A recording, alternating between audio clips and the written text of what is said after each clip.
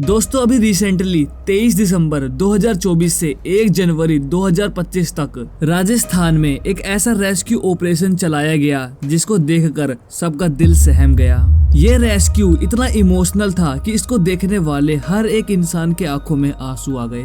ये rescue operation India के लिए एक बुरे सपने जैसा रहा जिसे कि हर कोई भुलाना चाहता है। आज तक इंडिया में जितने भी खतरनाक रेस्क्यू हुए हैं उसमें सबसे ऊपर इसी रेस्क्यू का नाम लिया जा रहा है।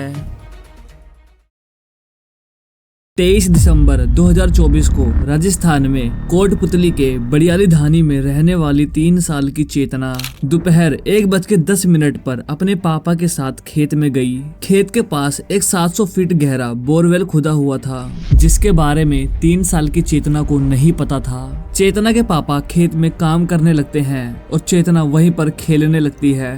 दोपहर के 1:50 पर खेलते खेलते चेतना बोरवेल के पास चली जाती है। चेतना के पापा खेत में काम ही कर रहे थे। 10 मिनट बाद चेतना के पापा चेतना को देखते हैं तो उन्हें चेतना कहीं नहीं दिखाई देती। उन्हें लगता है कि चेतना शायद घर चली गई होगी, इसीलिए वो भी घर जाने लगते हैं। जब वो खेत से बाहर निकलते हैं तो वो देखते हैं कि बोरवेल के पास कुछ मिट्टी बिखरी हुई है। चेतना के पापा ऐसे ही कैजुअली बोरवेल में झांकते हैं तो उन्हें थोड़ी सी बच्चे की रोने की आवाज आती है। फिर जब वो आवाज लगाते हैं तो चेतना बोरवेल के अंदर से रोते हुए चिल्लाती है।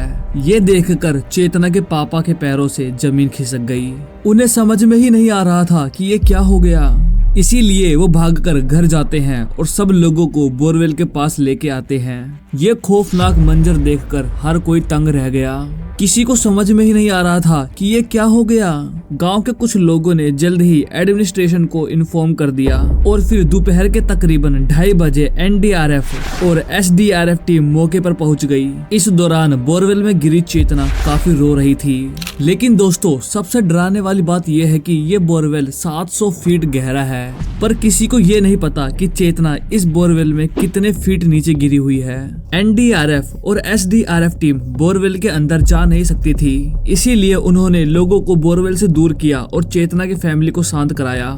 इसी में उन्हें 1 घंटा लग गया। दोपहर 3:20 पर एक मेडिकल टीम घटना स्थल पर पहुंची और फिर 3:45 पर एक पाइप के जरिए बच्ची तक ऑक्सीजन को पहुंचाया गया ताकि बोरवेल के अंदर बच्ची का दम ना घुटे। और फिर शाम के 5:15 पर रेस्क्यू ऑपरेशन को शुरू किया गया।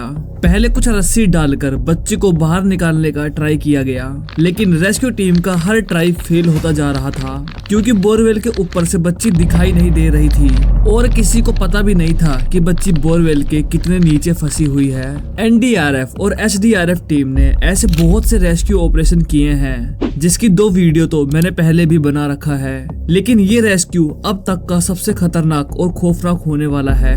ये रेस्क्यू ऑपरेशन एनडीआरएफ टीम के हिस्ट्री को पलट के रख देने वाला है। रेस्क्यू टीम ने गांव वालों और चेतना की फैमिली को समझाया कि अब लास्ट ऑप्शन ये है कि बोरवेल के बगल एक एल शेप का इस तरह गड्ढा खोदा जाए जिसके थ्रू रेस्क्यू टीम चेतना तक पहुंचकर उसको बोरवेल से बाहर निकाल सकती है। लेकिन इससे पहले रात के तकरीबन 8:45 पर जुगाड़ के एक्सपर्ट जगराम अपनी टीम के साथ बच्ची को रेस्क्यू करने पहुंचे।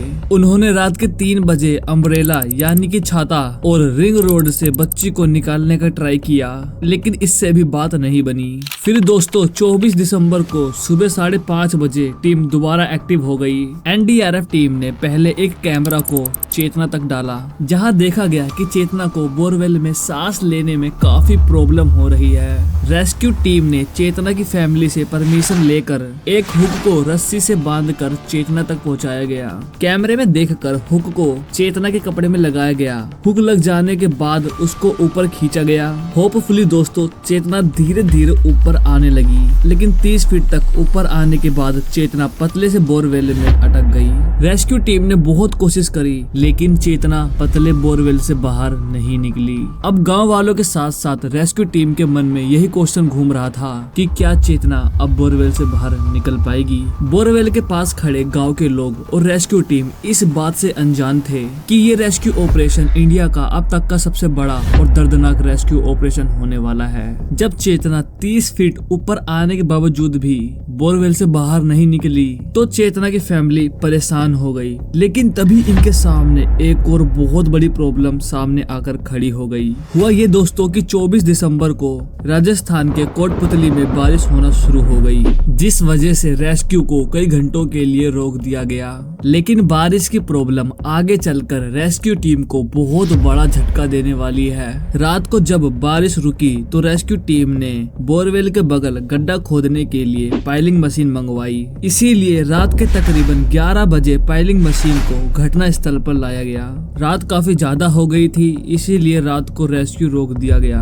अगले दिन 25 दिसंबर को सुबह 8 बजे बोरवेल को नापा गया, ये जानने के लिए कि 700 फीट गहरे बोरवेल में कितने फीट नीचे अटकी हुई है। बोरवेल नापने के बाद पता चलता है कि चेतना 700 फीट गहरे बोरवेल में 150 फीट नीचे अटकी हुई है। रेस्क्यू टीम ने बोरवेल से 10 फीट दूर पाइलिंग मशीन से गड्ढा खोदने का काम शुरू किया। लेकिन दोस्तों रेस्क्यू टीम जहां से गड्ढा खोदने का काम शुरू करती है वहां की मिट्टी काफी ज्यादा सख्त थी, जिस वजह से दोपहर के 1 बजे तक केवल 40 फीट तक गड्ढा खोदा गया, जिसके बाद पाइलिंग मशीन ने काम करना बंद कर दिया। इसीलिए 5 घंटों तक रेस्क्यू को रोक दिया गया। इस दौरान कैमरा में देखा गया कि बोरवेल के अंदर चेतना कोई मूवमेंट नहीं कर रही है। इस टाइम तक चेतना ने कुछ भी खाया पिया नहीं था। उसके पास तक केवल एक पाइप के थ्रू ऑक्सीजन को भेजा जा रहा था। शाम के 6 बजे 200 फीट कैपेसिटी वाला पाइलिंग मशीन को लाया गया और इस मशीन को चलाने के लिए गुजरात से एक स्पेशल टीम को बुलाया गया। रात के 8 बजे रेड माइनर टीम बोरवेल के पास पहुंची। 9 बजे चेतना की मम्मी घोली देवी की तबीयत बिगड़ने लगी और रात को 11 बजे कोटपुतली की कलेक्टर कल्पना अग्रवाल घटना स्थल पर पहुंची। और इस दौरान कई मीडिया रिपोर्टर्स भी बोरवेल के पास पहुंचकर लाइव ग्राउंड रिपोर्टिंग कर रहे थे। 26 दिसंबर को सुबह दोबारा गड्ढा खोदने का काम शुरू किया गया। लेकिन 10 बजे रेस्क्यू टीम के पास एक और बहुत बड़ी प्रॉब्लम सामने आकर खड़ी हो गई। प्रॉब्लम ये थी कि पाइलिंग मशीन से 80 से 90 फीट गड्ढा खोदने के बाद गड्ढे के अंदर एक बहुत बड़ा चट्टान था, जहां की पाइलिंग मशीन काम नहीं कर रही थी। इसीलिए रेस्क्यू टीम को इस चट्टान को खुद ही मशीनों से काटने में 6 घंटे लग गए। शाम के 6 बजे इस गड्ढे को नापा गया कि इसमें और कितना काम करना बाकी है और फिर शाम के 6:30 पर पाइलिंग मशीन को हटाकर जेसीबी से गड्ढा खोदा गया। अगले दिन 27 दिसंबर को सुबह 170 फीट का गड्ढा खोद दिया गया और दोपहर के तकरीबन 12 बजे 170 फीट के गड्ढे में लोहे के पाइप को डाला गया। इस दौरान दोबारा कैमरे से बोरवेल में देखा गया कि चेतना कोई मूवमेंट नहीं कर रही है, वो केवल एक जगह पड़ी हुई है। दोपहर के तकरीबन 1 बजे मौसम दोबारा बदल गया और बारिश होना शुरू हो गई। इसीलिए रेस्क्यू को दोबारा रोक दिया गया। इस टाइम तक चेतना को बचाने के लिए बोरवेल के पास 400 से भी ज्यादा रेस्क्यूअर्स खड़े थे। शाम के 5 बजे बारिश की वजह से कोई प्रॉब्लम ना हो, इसीलिए पाइप में वेल्डिंग का काम शुरू किया गया और ये काम देर रात तक चलता रहा। इसी दौरान चेतना की मम्मी ने मीडिया को बताया कि रेस्क्यू टीम ढंग से काम नहीं कर रही है। 28 दिसंबर को एनडीआरएफ टीम के 6 जवानों ने 2 लोगों की टीम बनाई, जो कि 170 फीट गड्ढे के अंदर जाकर इस तरह एल शेप का गड्ढा खोदेंगे और पूरे दिन 170 फीट नीचे से इस तरह गड्ढा खोदा गया। 29 दिसंबर को भी एल शेप का गड्ढा खोदने का काम चलता रहा और गड्ढे के बीच में आ रहे पत्थर को कंप्रेसर मशीन से काटा जा रहा था। अगले दिन 30 दिसंबर को रेस्क्यू टीम ने दावा किया कि बच्ची को बोरवेल से बाहर निकाल लेंगे, लेकिन अंदर पत्थरों की वजह से रेस्क्यू में काफी टाइम लग रहा था। और तो और 170 फीट नीचे उतरकर रेस्क्यू टीम को सांस लेने में काफी प्रॉब्लम हो रही थी, जिस वजह से बीच बीच में थोड़ी देर के लिए रेस्क्यू को रोका जा रहा था। 31 दिसंबर को रेस्क्यू टीम ने एल शेप में 10 फीट गहरी सुरंग खोद दी। लेकिन तभी बोरवेल के पास खड़े सभी लोगों को एक बहुत बड़ा झटका लगता है। पता चलता है कि रेस्क्यू टीम ने जो गड्ढा खोदा है वो गलत खोद दिया गया है। ये देखकर सभी लोगों की उम्मीद टूट गई। लेकिन रेस्क्यू टीम ने जीपीआर की मदद से बोरवेल की लोकेशन को ट्रेस करा और फिर 31 दिसंबर की पूरी रात तक रेस्क्यू टीम ने बोरवेल तक गड्ढा खोदा 1 जनवरी 2025 को सुबह 11:30 बजे एनडीआरएफ टीम के मेंबर महादेव सिंह चेतना के नजदीक तक पहुंच गए, जहां इसके बाद टीम ने बोरवेल के आसपास फिनाइल छिड़का और कपूर जलाया गया।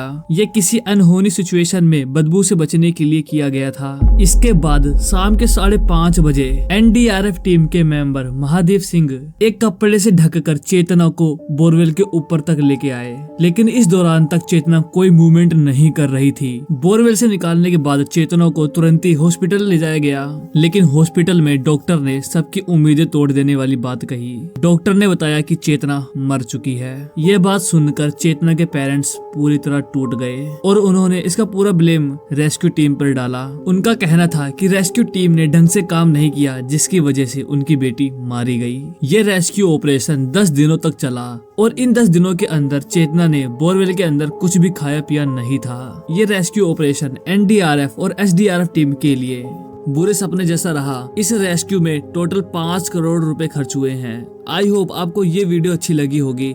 मिलते हैं अगली वीडियो में।